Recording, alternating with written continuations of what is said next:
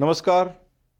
माननीय पंतप्रधान नरेंद्रजी मोदी यांच्या 75व्या वाढदिवसानिमित्त त्यांना भरपूर शुभेच्छा. अमृतमय मोदी, काश्मीरमधील बदल आणि लाल चौक. सगळ्यांनाच माहिती आहे, जम्मू काश्मीरमधील ऐतिहासिक लाल चौकात तिरंगा फडकवण्याचा प्रवास हा भारताच्या बदलत्या परिस्थितीचा उत्तम प्रतीक आहे. या काळात काश्मीर भारतातच असून 2 राष्ट्रध्वज तेथे फडकवले जात असत आणि तिरंगा ध्वज केवळ शासकीय इमारतींवरच फडकवत असे.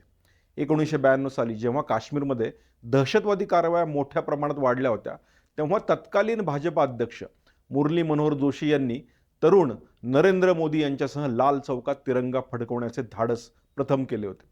ती एक अत्यंत जोखमीची आणि मोजक्याच लोकांच्या उपस्थितीत झालेली घटना होती, जी त्यावेळच्या भयाण परिस्थितीची साक्ष देते.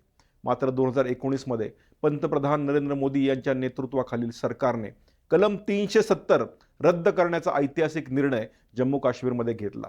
या निर्णयाने काश्मीरमधील परिस्थिती पूर्णपणे बदलली.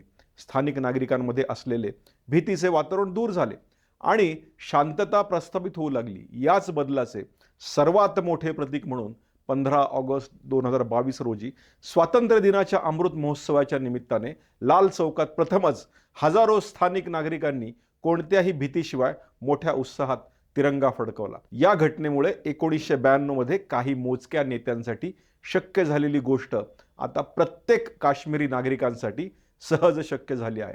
हा केवळ एक राजकीय निर्णय नसून नरेंद्र मोदी यांच्या नेतृत्वाखाली काश्मीरला मुख्य प्रवाहाशी जोडण्याचा आणि येथील लोकांमध्ये आत्मविश्वास निर्माण करण्याची एक यशस्वी कहाणी आहे.